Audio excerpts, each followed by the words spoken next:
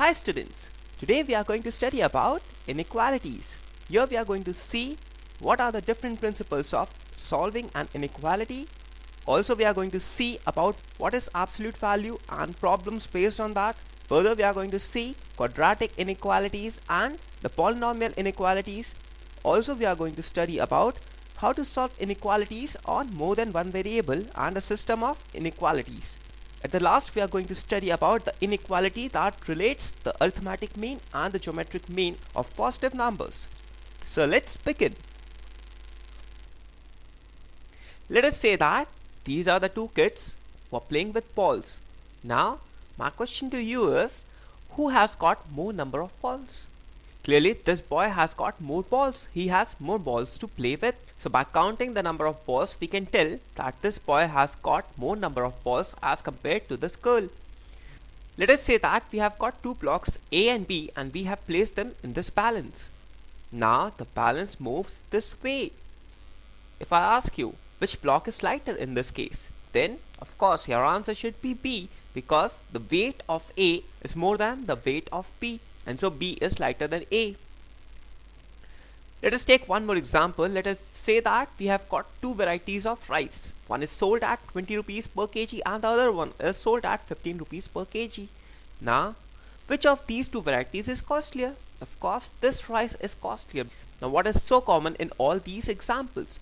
Yeah, definitely we have compared the measure of two quantities and we have seen which quantity is greater or which quantity is lesser.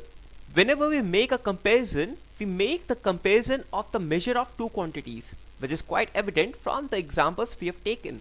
Now to denote which quantity is more than the other quantity, we use the concept of inequalities. Inequalities helps us to get an idea of which quantity is greater or which quantity is lesser. So let's see what are inequalities.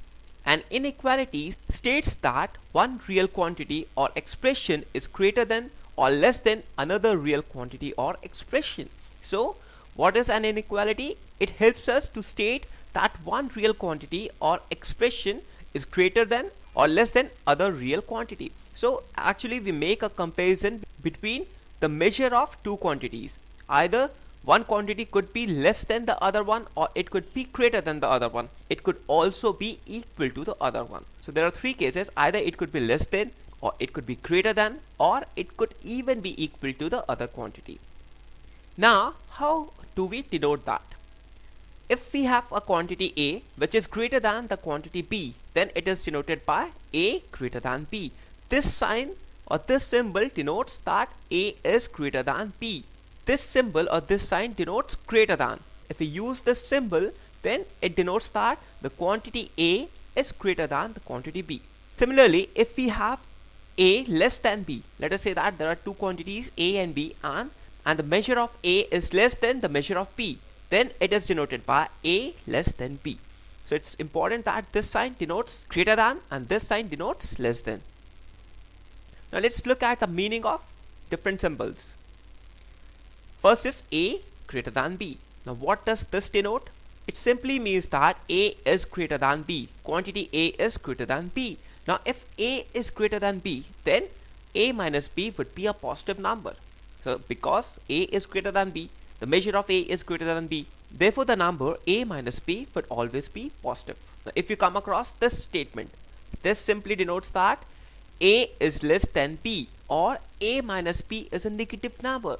Because the measure of A is less than B, therefore the number A minus B would be a negative number.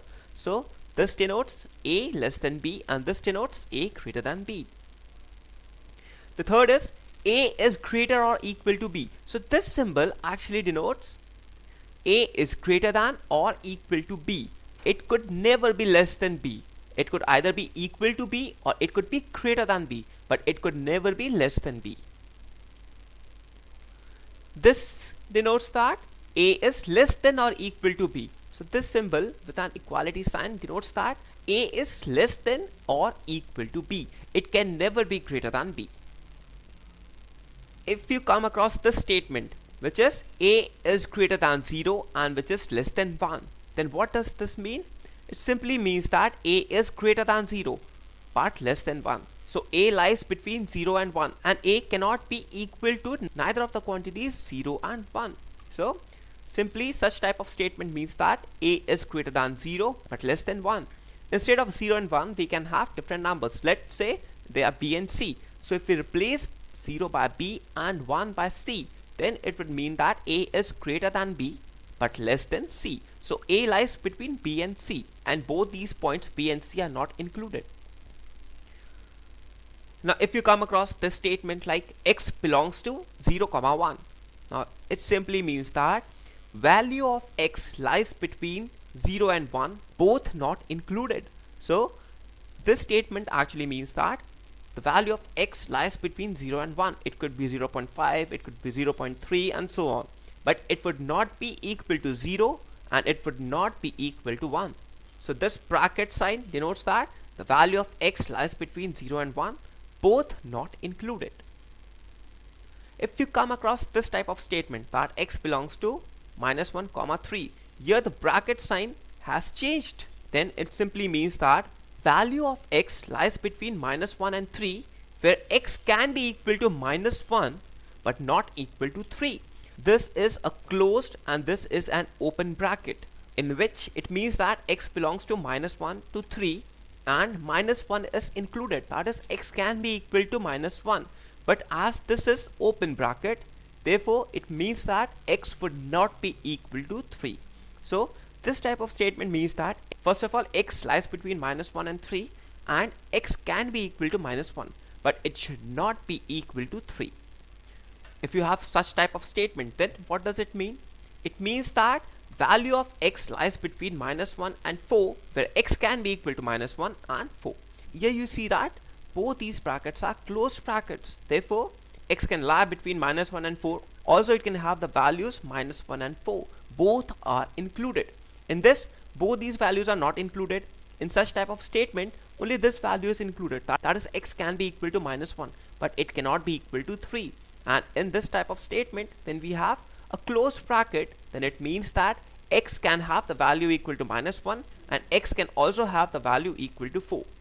So this was some of the important statements and their meanings. Now let's move on to the principles of inequalities.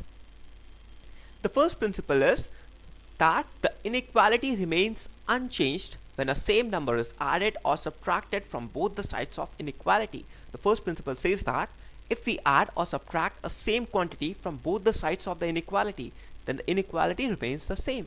So let's take an example. Let us say that we have an inequality 4 greater than 3. Of course, we know that 4 is greater than 3. So this is one inequality.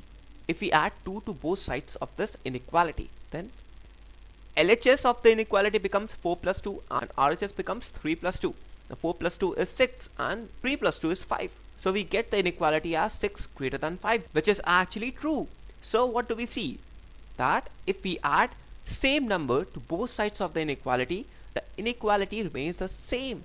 Here it is greater than, so it remains greater than. The LHS remains greater than RHS. Similarly, let's try to subtract 2 from both the sides of this inequality. What do we get? We get LHS as 4 minus 2 and the RHS as 3 minus 2. 4 minus 2 is 2 and the RHS would be 1. And we also know that 2 is greater than 1. So what do we see? We see that this inequality is also true. So if we subtract 2 from both the sides of this inequality, the inequality remains the same. So what we can say, the inequality remains unchanged when a same number is added or subtracted from both the sides of the inequality. The next principle is each side of an inequality can be multiplied or divided by the same positive quantity. So if we have an inequality, then we can multiply or divide both the sides of the inequality by a same positive quantity. Here important thing is we are multiplying or dividing by a positive quantity. It should not be negative one. Let's take the same inequality 4 greater than 3. Now multiplying both sides by 2. Let us multiply both the sides by 2. What do we get?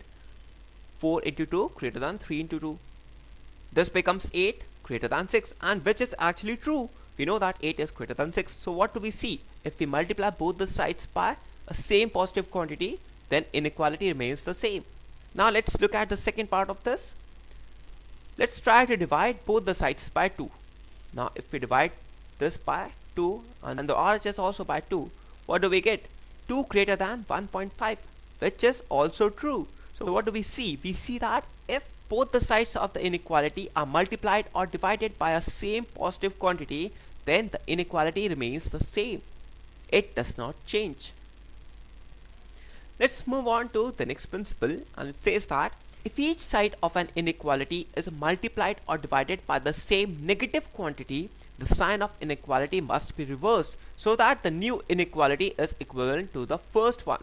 So if we multiply or divide the sides of the inequality by a same negative number, now we are taking the case of a negative number, then the inequality must be reversed. So a greater than inequality becomes less than inequality to have the new inequality equivalent to the first one.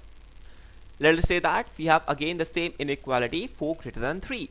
Now multiplying both sides by minus 2. Let us multiply both the sides by minus 2. So according to this principle, we are going to reverse the sign of this inequality. This greater than becomes less than. So 4 into minus 2 is less than 3 into minus 2. This becomes minus 8 less than minus 6, which is true. We always know that minus 8 is less than minus 6. So what do we see? We see that if we are multiplying both the sides by a same negative quantity, then we have to reverse the sign of inequality. Now what we do is we divide both the sides by minus 2. So 4 divided by minus 2 should be less than 3 divided by minus 2. Again we are going to reverse the sign of inequality. Greater than has to be changed to less than. This becomes minus 2 less than minus 1.5, and which is true. So what do we see? If we multiply or divide both the sides of the inequality by a same negative quantity, then we got to change the sign of the inequality. That is, if we have a greater than sign, then it has to become less than sign, or if it is a less than sign, then it has to become a greater than sign. The next is, if a is greater than b and a, b and n are positive numbers, then a to the power of n is greater than b to the power of n, but a to the power of minus n is less than b to the power of minus n. So let us say that we have an inequality a greater than b, and let us say that we have got three positive numbers a, b and n. Then in such a case, a to the power of n would always be greater than b to the power of n, but a to the power of minus n be less than b to the power of minus n. Let's again take an example. Let's consider the same inequality 4 greater than 3. Now let us say that n is equal to 2. So let us first assume that n is a positive quantity. 4 square would be greater than 3 square, this way. And we also know that 4 square would be 16 and 3 square would be 9. And we also know that 16 is greater than 9. So this inequality is true. And so from this we have proved this part. Let's see the second part. Let's try to prove the second part. Let us say that n is equal to minus 2. So 4 to the power of minus 2 would be less than 3 to the power of minus 2. According to this, now this would be 1 by 16 less than 1 by 9, which is actually true. So what do we see? We see that if a is greater than b, then a to the power of n should be greater than b to the power of n, but a to the power of minus n should be less than b to the power of minus n. In this case, a, b and n are all positive numbers. So these were some of the basic principles of inequalities which we are going to use to solve problems on inequalities.